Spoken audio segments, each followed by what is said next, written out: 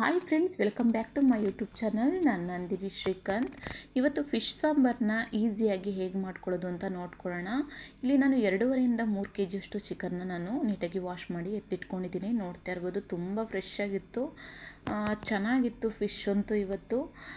ಬನ್ನಿ ಹೇಗೆ ಮಾಡೋದು ಅಂತ ನೋಡ್ಕೊಳ್ಳೋಣ. ಮೊದಲು ಮಸಾಲೆಯನ್ನು ರೆಡಿ ಮಾಡ್ಕೊಂಡು ಇಟ್ಕೊಳ್ಳೋಣ.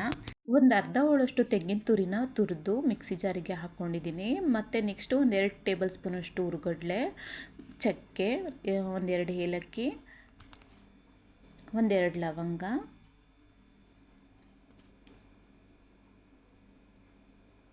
ಒಂದು ಇಂಚಷ್ಟು ಶುಂಠಿ, 1-2 ಟೊಮೊಟೊನ ಹಾಕ್ಕೊಳ್ತಾ ಇದ್ದೀನಿ. ಇದು ಹುಳಿಗೆ ಬೇಕು. ನಾವು ಹುಳಿ ಜಾಸ್ತಿ ತಿನ್ನೋರಾದರೆ ಇನ್ನೂ ಸ್ವಲ್ಪ ಜಾಸ್ತಿನೇ ಹಾಕ್ಕೋಬೋದು. ನಾನು 1-2 ಹಾಕ್ಕೊಂಡಿದ್ದೀನಿ. ಮತ್ತು ಕೊತ್ತಂಬರಿ ಇಷ್ಟನ್ನು ಸೇರಿಸಿ ನಾನು ನುಣ್ಣಗೆ ರುಬ್ಕೊಳ್ತಾ ಇದ್ದೀನಿ. ನೋಡ್ತಾ ಇರ್ಬೋದು, ಈ ಥರ ರುಬ್ಬಿ ಎತ್ತಿಟ್ಕೊಂಡಿದ್ದೀನಿ. ಈಗ ಒಂದು ಪಾನನ್ನು ಇಟ್ಕೊಂಡಿದ್ದೀನಿ ನಾನು. ಈಗ ಇದಕ್ಕೆ 1-2 ಟೇಬಲ್ ಸ್ಪೂನು ಅಷ್ಟು ಎಣ್ಣೆನೇ ಹಾಕ್ಕೊಳ್ತಾ ಇದ್ದೀನಿ. ಇದಕ್ಕೆ ನಾನು ಈರುಳ್ಳಿ ಬೆಳ್ಳುಳ್ಳಿ ಪೇಸ್ಟ್ ಮಾಡಿರೋದು ನಾನು ಮಾಡಿಲ್ಲ, ತೋರಿಸಿಲ್ಲ. ಇದು ನೋಡ್ತಾ ಇರ್ಬೋದು, ಆ ಥರ ನಾನು ಪೇಸ್ಟ್ ಮಾಡಿ ಎತ್ತಿಟ್ಕೊಂಡಿದ್ದೀನಿ. ಈರುಳ್ಳಿ ಮತ್ತು ಬೆಳ್ಳುಳ್ಳಿ ಅಷ್ಟೇ, ಅದಕ್ಕೆ ಇನ್ನೇನೂ ಹಾಕಿಲ್ಲ. ಆ ಥರ ಪೇಸ್ಟ್ ಮಾಡಿ ನಾನು ಇವಾಗ 1-2 ಟೇಬಲ್ ಸ್ಪೂನಷ್ಟು ಹಾಕ್ಕೊಂಡು ನೀಟಾಗಿ ಫ್ರೈ ಮಾಡ್ಕೋಬೇಕಾಗುತ್ತೆ. ಇದು ಸ್ವಲ್ಪ ಹಸಿ ವಾಸನೆ ಎಲ್ಲ ಹೋಗಿ ಚೆನ್ನಾಗಿ ಇದಾಗಬೇಕದು, ಸ್ವಲ್ಪ ಘಮ ಘಮ ಅನ್ನಬೇಕು, ಕೆಂಪಗಾಗಿ. ನೋಡ್ತಾ ಇರ್ಬೋದು, ಈ ಥರ ನಾನು ಫ್ರೈ ಮಾಡ್ಕೊಂಡಿದ್ದೀನಿ. ಇದಾದಮೇಲೆ ನಾನು ರುಬ್ಕೊಂಡಿರೋ ಮಸಾಲೆನ ಇದಕ್ಕೆ ಆ್ಯಡ್ ಮಾಡ್ಕೊಳ್ತಾ ಇದ್ದೀನಿ. ಇದನ್ನ ಒಂದ್ಸಲ ನೀಟಾಗಿ ಮಿಕ್ಸ್ ಮಾಡ್ಕೊಳ್ಳೋಣ. ಇದಕ್ಕೆ ನಾನು ಮಿಕ್ಸಿ ಜಾರನ್ನ ತೊಳೆದು ನಾನು ಇದಕ್ಕೆ ನೀರನ್ನು ಹಾಕ್ಕೊಳ್ತಾ ಇದ್ದೀನಿ. ನೋಡ್ತಾ ಇರ್ಬೋದು, ಮಿಕ್ಸಿ ಜಾರಲ್ಲಿ ಇರುತ್ತಲ್ಲ ಇನ್ನು ಮಸಾಲೆ, ಅದಕ್ಕೇ ನೀರನ್ನು ಹಾಕ್ಕೊಂಡು ನಾನು ಮತ್ತೆ ಇದಕ್ಕೆ ಹಾಕ್ಕೊಳ್ತಾ ಇದ್ದೀನಿ. ಇವಾಗ ನೋಡಿಕೊಂಡು ನಾವು ಎಷ್ಟು ತೆಳುಗೆ ಬೇಕೋ ಅಷ್ಟಕ್ಕೆ ನಾವು ರೆಡಿ ಮಾಡ್ಕೋಬೇಕಾಗುತ್ತೆ ಸಾಂಬಾರು. ನಾನು ಮನೇಲಿ ಮಾಡಿಸಿರುವಂಥ ಸಾಂಬಾರು ಪುಡಿನ ನಾನು 2 ಟೇಬಲ್ ಸ್ಪೂನಷ್ಟು ಹಾಕ್ಕೊಳ್ತಾ ಇದ್ದೀನಿ. ಈಗ ನಾನು ನೀಟಾಗಿ ಮಿಕ್ಸ್ ಮಾಡ್ಕೊಳ್ತಾ ಇದ್ದೀನಿ. ನೋಡ್ತಾ ಇರ್ಬೋದು, ಆದಷ್ಟು ಎಷ್ಟಾಗುತ್ತೋ ಅಷ್ಟು ನೀಟಾಗಿ ಮಿಕ್ಸ್ ಮಾಡ್ಕೋಬೇಕು. ಮತ್ತು ನಾವು ಇವಾಗಲೇ ನಮಗೆ ಯಾವ ಥರ ಬೇಕು ಸಾಂಬಾರನ್ನ ಅಷ್ಟಕ್ಕೆ ರೆಡಿ ಮಾಡಿಕೊಂಡು ಎತ್ತಿಟ್ಕೋಬೇಕಾಗುತ್ತೆ.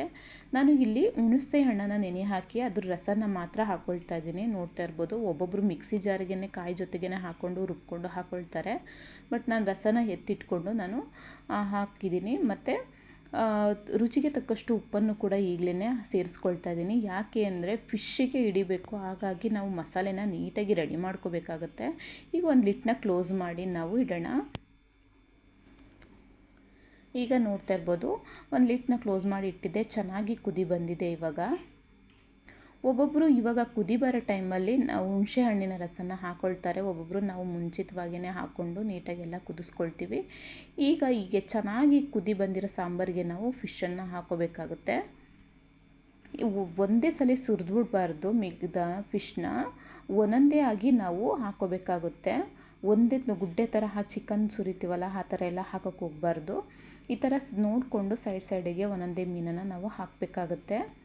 ಆಗ ಮೀನು ಕಲಸೋಗಲ್ಲ, ಚೆನ್ನಾಗಿ ಬೇಯುತ್ತೆ ಕೂಡ. ಎಲ್ಲಿ ಜಾಗ ಇರುತ್ತೋ ಅಲ್ಲೆಲ್ಲ ನೀಟಾಗಿ ಮೀನನ್ನು ಹಾಕ್ಕೋಬೇಕು. ನೋಡ್ತಾ ಇರ್ಬೋದು, ನಾನು ಎಲ್ಲನೂ ಒಂದೊಂದು ಮೀನನ್ನ ಎಲ್ಲೆಲ್ಲಿ ಜಾಗ ಇರುತ್ತೆ ಅಲ್ಲೆಲ್ಲಿ ಹಾಕ್ತಾಯಿದ್ದೀನಿ ಮೀನನ್ನ. ಈಗ ಎಲ್ಲ ಮೀನನ್ನು ಹಾಕ್ಕೊಂಡ್ಮೇಲೆ ನಾವು ಒಂದ್ಸಲ ಅದ್ರ ಮೇಲೆ ಸಾಂಬಾರನ್ನು ಒಂದು ಸ್ವಲ್ಪ ಇದು ಮಾಡ್ಕೋಬೇಕಾಗುತ್ತೆ. ನೋಡ್ತಾ ಇರ್ಬೋದು, ನಾನು ಸಾಂಬಾರೆಲ್ಲ ಅದ್ರ ಮೇಲೆ ಸ್ವಲ್ಪ ಹದ್ದಿ ನೀಟಾಗಿ ಕರೆಕ್ಟ್ ಮಾಡ್ಕೊಳ್ತಾ ಇದ್ದೀನಿ. ನೀಟಾಗಿ ಮೀನು ಬೇಯಲಿ ಅನ್ನೋದಕ್ಕೋಸ್ಕರ ಈ ಥರ ಮಾಡ್ತಿರೋದು. ಈಗ ಒಂದು ಲಿಡ್ನ ಕ್ಲೋಸ್ ಮಾಡಿ ಮೀನನ್ನ ಚೆನ್ನಾಗಿ ಸಾಂಬಾರಲ್ಲಿ ಕುದಿಸ್ಕೋಬೇಕಾಗುತ್ತೆ. ಈಗ ನೋಡ್ತಾ ಇರ್ಬೋದು ನೀವು, ತುಂಬ ಚೆನ್ನಾಗಿ ಕುದಿತಾ ಇದೆ, ಘಮ ಘಮ ಅಂತ ಇದೆ ಸಾಂಬಾರು ಕೂಡ. ಮೀನು ಕೂಡ ಚೆನ್ನಾಗಿ ಬೆಂದಿದೆ. ಇದೇನು ಸಾಂಬಾರು ಚೆನ್ನಾಗಿ ಬೇಯಿಸ್ಕೊಂಡ್ರೆ ಸಾಕು, ಯಾಕೆಂದರೆ ಮೀನು ಜಾಸ್ತಿ ಬೇಯಿಸ್ಬಾರ್ದಲ್ವ, ಕಲಸೋಗ್ಬಿಡುತ್ತೆ ಎಲ್ಲ. ಹಂಗಾಗಿ ನಾವು ಎಷ್ಟು ಬೇಕೋ ಅಷ್ಟು ಬೇಯಿಸ್ಕೋಬೇಕಾಗುತ್ತೆ ಮೀನನ್ನ ನೋಡಿಕೊಂಡು. ಈಗ ನೋಡ್ತಾ ಇರ್ಬೋದು, ಸಾಂಬಾರು ರೆಡಿಯಾಗಿದೆ. ತುಂಬ ಚೆನ್ನಾಗಿರುತ್ತೆ. 10 ನಿಮಿಷದಲ್ಲಿ ಮಾಡ್ಕೋಬೋದು ಈ ಸಾಂಬಾರನ್ನ. ಒಬ್ಬೊಬ್ಬರು ಒಂದೊಂದು ಥರ ಸ್ಟೈಲಲ್ಲಿ ಮಾಡ್ತಾರೆ. ನಮ್ಮ ಕಡೆ ನಾವು ಈ ಥರ ಸಾಂಬಾರನ್ನ ರೆಡಿ ಮಾಡ್ಕೊಳ್ತೀವಿ.